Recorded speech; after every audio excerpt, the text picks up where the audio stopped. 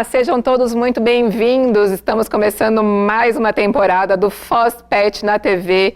Esse programa criado com todo amor para você, tutor de pet, você que está em casa, que é apaixonado por pets, que tem um pet que você ama, que tem dúvidas, curiosidades. Aqui no FozPet na TV você encontra sempre as melhores entrevistas, informações, que é muito importante saber tudo dos nossos pets queridos. Eu sou a Gabriela Zappa e eu quero convidar vocês para mandarem perguntas, mandarem sugestões para o nosso e-mail, que é o fozpetnatv@gmail.com. Quero agradecer muito a Prontodog, que sempre está comigo, parceira, a Algomix, que está com a gente há todo esse tempo, e a Droga Vet. E quero agradecer também a minha maquiadora, minha stylist, a Josiele Miller, que me ajuda. E está aparecendo aqui para vocês o Instagram dela, que é o @coffmakeup_. E vou falar do meu look de hoje também, tenho que agradecer. Hoje eu estou de Rosa Bella, essa loja maravilhosa que conta com os looks mais bonitos. Eu amo. Hoje eu tô com uma calça aqui preta, um blazer, então quero muito agradecer. O Instagram da Rosa Bella é @RosaBellaFoz. E eles têm duas lojas aqui em Foz do Iguaçu, na Avenida Brasil, 1267, anexo ao Mufato. E a Avenida Américo Sasdelli, também na Vila, dentro do Mufato. Então, confiram a coleção, a loja está maravilhosa, então muito obrigada por me vestirem hoje, Rosa Bella.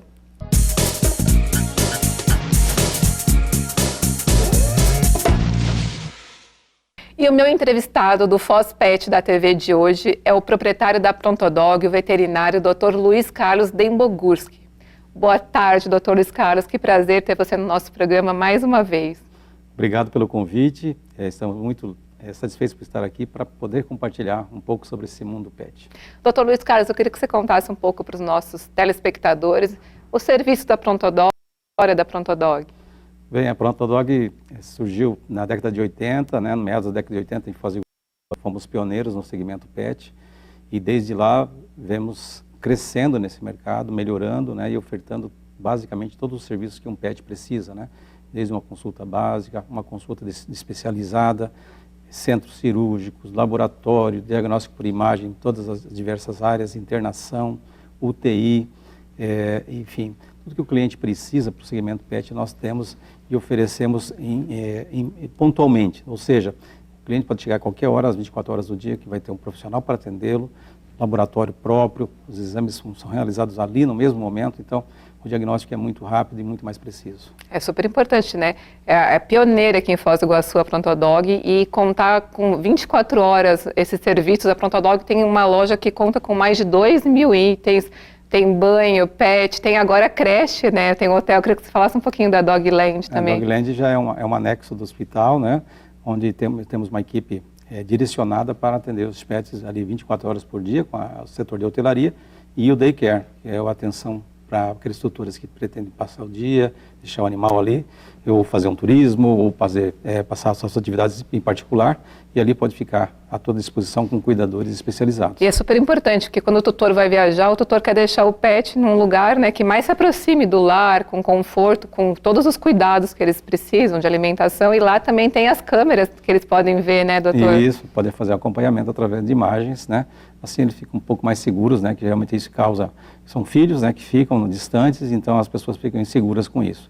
A Prontodog tem as mais diversas especialidades veterinárias, o que é fundamental, doutor? Eu queria enfatizar a ortopedia, oncologia, oftalmologia, odontologia, neurologia, e são várias, isso é extremamente importante levar, doutor? Porque muitos tutores ainda não sabem que existem diversas especialidades, então, quando, por exemplo, está com problema no olho, é indicado um oftalmo, então isso é importante, Sim, hoje cada vez mais o atendimento especializado se fazem necessários, justamente porque o profissional que está qualificado, que faz o atendimento especializado, ele vai fazer um melhor diagnóstico, ele vai ser mais pontual no tratamento e os resultados sempre são melhores.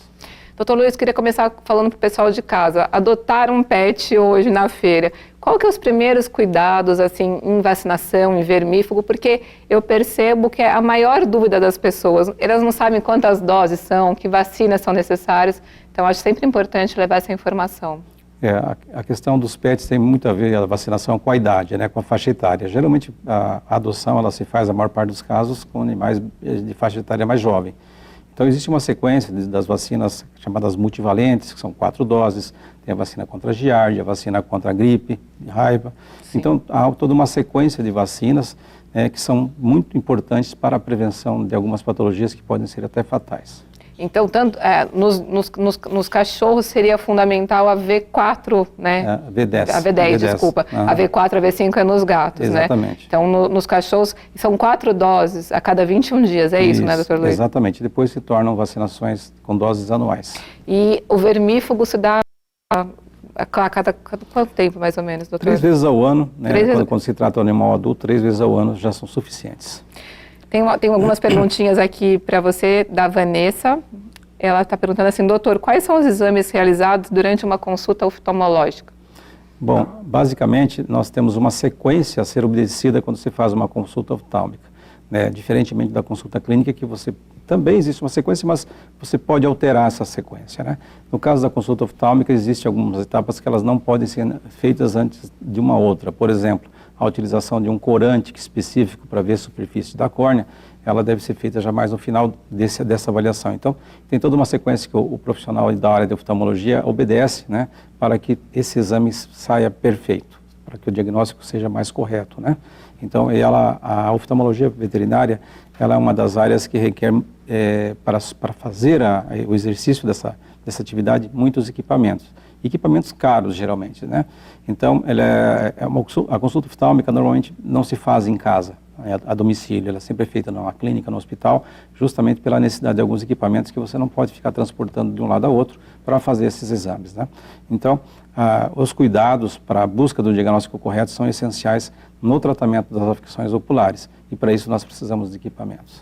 E, doutor, lembrando para o pessoal de casa que também não se deve levar a fazer só quando está doente. É importante um check-up anual, né, da vista, porque às vezes as pessoas já levam, já está numa doença avançada. E com o olho não se brinca, eu sempre falo isso. A visão para perder a visão é rapidinho, né? Nós nos deparamos em muitos casos, né, justamente pela falta da visita periódica, né? A gente recomenda para animais jovens, pelo menos 2 vezes por ano, até os 2 anos, depois anualmente pelo menos uma visita. E animais mais senis 2 vezes ao ano. E muitas das patologias oculares, elas acontecem de forma bem gradativa. Normalmente o animal e nem o tutor percebem, né, essa deficiência que começa a aparecer. E quando leva o profissional para fazer a avaliação, às vezes já é tarde, o problema está estabelecido, o tratamento às vezes se torna mais difícil. Então, sempre o tratamento e a consulta preventiva são adequados nessas patologias oculares. E falando assim em cirurgias, né, a tecnologia tem, né, ajudado muito, está avançada. O que tem de novo, assim, né, que você pode contar para o pessoal de casa? Como que é uma cirurgia oftalmológica? Às vezes o cachorro já falam que já está ficando cego, por exemplo, já não tem, mas tem uma esperança, assim, como que está a tecnologia? Bem, hoje a gente, dentro da oftalmologia veterinária, a gente tem uma série de equipamentos que nos ajudam, como estava comentando, mas principalmente nas cirurgias, né? As cirurgias, há alguns anos atrás, você não utilizava alguns equipamentos porque eles eram inacessíveis pelos custos, né? Sim. Hoje já estão mais acessíveis, né? Por exemplo, uma cirurgia de catarata por facoemulsificação, ela é uma técnica, é um equipamento que ajuda, né? O facoemulsificador, ele ajuda a fazer com que a qualidade tenha menor agressão para o olho do animal. Sim. O processo de transição de cirurgia é muito mais rápido e a recuperação também é muito mais rápida. Em termos de equipamentos, hoje nós temos já correção de problemas de retina, né, através do uso de laser, né, para fazer a fixação de retinas descoladas. Isso ajuda significativamente a melhorar a qualidade de vida e normalmente não são cirurgias tão invasivas, que isso facilita muito a recuperação do paciente. É que a gente escuta muitos casos, estava quase perdendo a visão na sua totalidade e a cirurgia salvou. Então, essa tecnologia veio para ajudar ainda mais, né, com esses equipamentos. Exatamente, ela acelera o processo de recuperação, né, do paciente. Porque muitas pessoas até fazem por analogia, comparar uma cirurgia de catarata do humano com um PET. Existem muitas semelhanças, mas também existem muitas diferenças. E uma das principais é no pós-operatório, onde o paciente ele não é colaborativo, ele não entende o porquê daquele procedimento. Então, existe todo um preparo, uma orientação que a gente passa justamente para que se tenha sucesso no pós-operatório, enfim, todo o processo cirúrgico. É isso que eu ia perguntar, o pós-operatório, em quanto tempo assim tem a recuperação do PET, assim, em média? Em média, 30 dias, ele está de alta medicamentosa, né? E de acompanhamentos pode chegar a 2 a 3 meses, mas geralmente em 30 dias ele está totalmente liberado para exercer uma vida normal. Doutor Luiz, eu queria te perguntar para você, eu queria que você falasse um pouco para o pessoal de casa, o que são as úlceras de córnea e como que é o tratamento? Muito bem, as úlceras de córnea, elas têm algumas classificações, dependendo do grau de extensão e profundidade que tem na córnea, né? Mas a úlcera de córnea é uma lesão, né? É um rasgo, um risco, né? O que é muito comum, às vezes, quando você tem contato com outro animal, que passa a unha no olho do outro animal, ou a unha de um gato, né? Ou mesmo no meio de arbustos. Então provocam danos na superfície ocular. E as úlceras de córnea, elas podem ser bem superficiais, né, como mais profundas. E dependendo do grau, da extensão e da profundidade, são as condutas terapêuticas, indo desde um tratamento com colírios, com medicamentos orais, até cirurgias e mesmo transplante de córnea, o que nós fazemos aí na Prontodog também. Nossa, muito, muito importante isso. Doutor Luiz, a Karen Alencar está perguntando o que o tutor de PET não pode passar de jeito nenhum no olho do PET. Porque a gente sempre fala nas entrevistas das automedicações. Eu sempre falo, gente, não pode automedicar. Isso inclui olho, né? Que eles podem querer lavar com soro, passar alguma coisa. O que não pode fazer? É uma boa pergunta aí. Eu acho assim, a Karen tocou no assunto, eu vou te falar o que pode fazer, que é mais fácil do que não pode, né? Sim. No máximo você fazer uma limpeza com uma gase umedecida e mais nada, né? Umedecida com soro fisiológico, com água mineral filtrada. Porque os demais, qualquer produto que você venha passar na superfície ocular, dependendo da patologia, você pode provocar um dano muito maior daquele que está tendo, porque está presente ali. Então, na dúvida, não passe nada e procure uma assistência do profissional especializado. Nossa, super importante. Tem uma outra pergunta aqui, da Juliana. Doutor Luiz, o que pode significar sangue na urina de cães e gatos? Muita coisa. Mas é perigoso, é um sinal de alerta vermelho, isso literalmente, né? Literalmente é vermelho, claro, pelo fato de que qualquer perda de sangue, né, por vias naturais nesse caso, elas são preocupantes. Pode ser indicadores de algumas patologias, de uma afecção renal, de um problema associado a uma cistite severa, só podendo falar até de uma leptospirose, por que não, né? Então, que são doenças que podem ser pegas através de várias formas, contatos, e que podem provocar danos importantes, e algumas delas são até zoonoses, aquelas patologias que transmitem dos animais para o ser humano, né? Então, viu sinais tanto nas fezes quanto na urina, sangue, corre para o veterinário, porque geralmente é um problema mais sério. Sim, e às vezes pode ser sério até uma parvo, né? Uma coisa que... Eu peguei até uns casos de parvovirose esses dias que a tutora demorou quase uma semana para levar, já vai avançando de maneira muito rápida. Então tem que tomar cuidado, né? Claro que aí vacinação é muito importante. Que dá mais em filhotes, né? Lembrando isso. É uma doença de animais jovens, né? E o quanto antes você socorrer, geralmente com poucas horas que você percebeu, você vai ter um resultado muito melhor em termos de sobrevida do paciente. Aí a importância da V10, né? Já adotou filhote, já que vai prevenir contra as principais doenças. Eu tenho uma pergunta aqui da Júlia Amaral. Ela falou assim, doutor Luiz, em um cão idoso, quais são as principais doenças oculares que podem aparecer? A principal que acontece é a catarata. Disparado na frente a catarata. E lembrando que a catarata hoje tem tratamento, né? A maior parte das patologias que provocam a catarata, elas levam à perda da visão, né?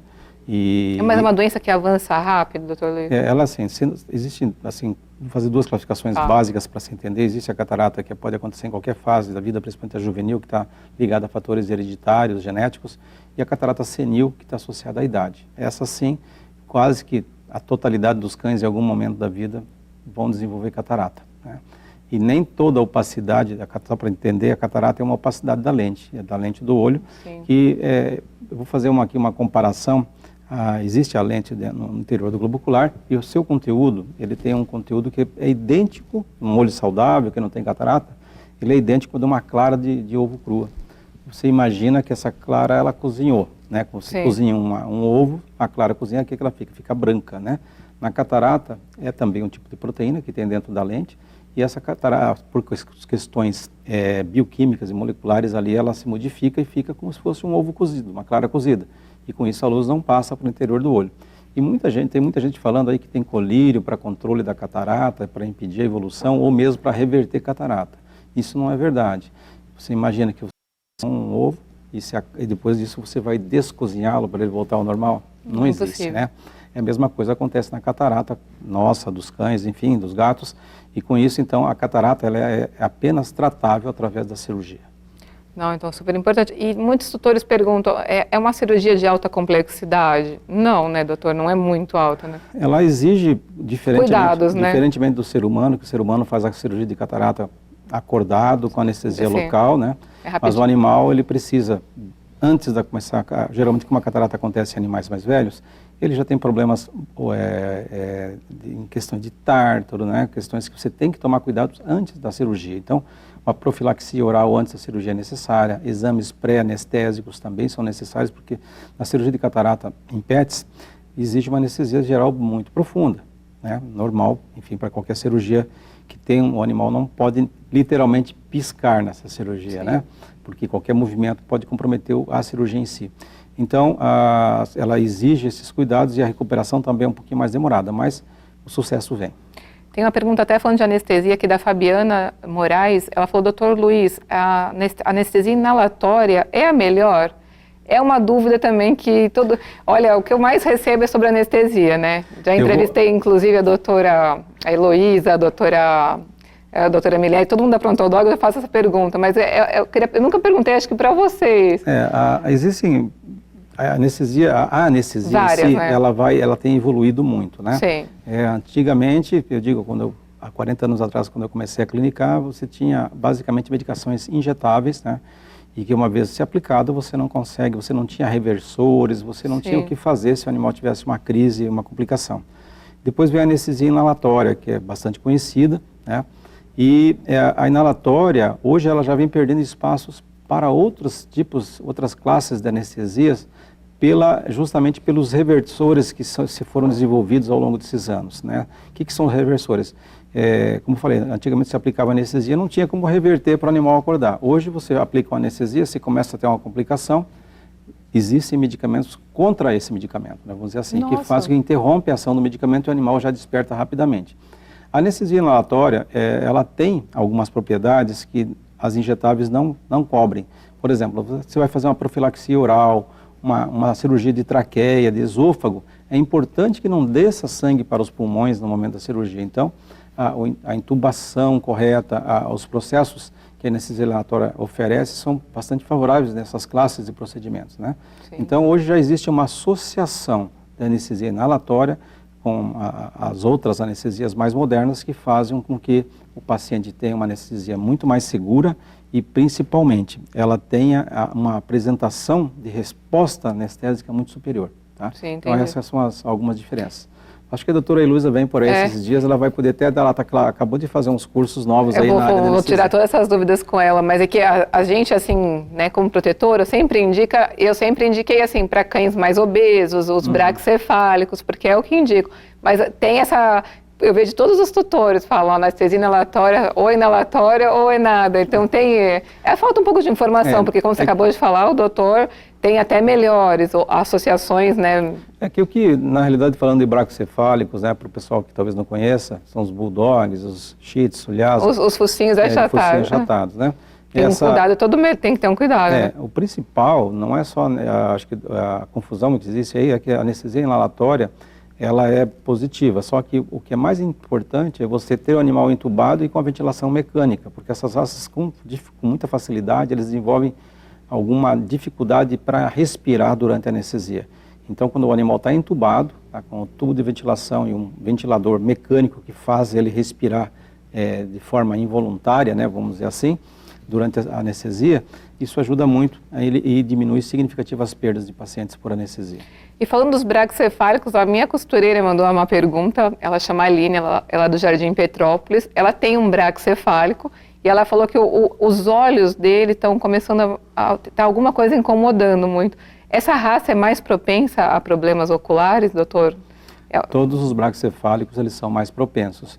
justamente porque eles têm, como se nota, um globo mais saltado, vamos dizer assim, né? Então ele tem uma área corneana, uma superfície ocular muito maior quando comparado com outros não braquicefálicos. Isso faz com que o animal esteja exposto, o olho em si esteja exposto de forma mais agressiva, né? E a gente sabe, o animal está numa altura do solo onde justamente tem um maior número de poluentes, você caminha, levanta pó, né? Então você passa um pano no chão com algum tipo de produto de limpeza, isso também acaba afetando muito mais do que eles. A gente que está numa altura mais alta, então não sofre com isso e nem percebemos a maior parte dos casos. Então todos esses cuidados são necessários para evitar problemas dessa natureza. Tem uma pergunta aqui da Cícera Alves. Dr. Luiz, como tratar a diabetes em cães? Vai depender do tipo de diabetes, mas... É parecido com os seres humanos? É a mesma forma, mesma apresentação, vamos dizer, né? E o diabetes em cães, ele é um pouquinho mais enjoado, mas porque o paciente não fala para a gente, né? O tutor vai ter que estar muito mais atento, né, aos sinais que eles passam a mostrar quando já é diagnosticado, né? O problema maior, geralmente, é o diagnóstico, porque o tutor não percebe quando o paciente está com um problema, né? Aí só quando às vezes começa a perder peso ou ter um ganho de peso excessivo. Aí a diabetes acaba desencadeando outros problemas, né? Normalmente o paciente com diabetes, ele é um endocrinopata, ele tem problemas endócrinos associados, né? Sim. Então sempre, o diabetes normalmente não vem sozinho. E o coração também tem problemas de coração? Pode aparecer? Pode aparecer. Estou recebendo muita pergunta de pets que estão com problemas de coração. Então é uma coisa mais comum do que se imagina, né, doutor? Hoje, basicamente, os pets, de um modo geral, acima de 10 anos, mais de 80% tem uma cardiopatia não diagnosticada. Então é importante também esse check-up. Tem os exames voltados, né? Tem, eletrocardiograma, ecocardio, né? Existe uma série de equipamentos e de recursos disponíveis hoje para fazer um bom diagnóstico e muito preciso.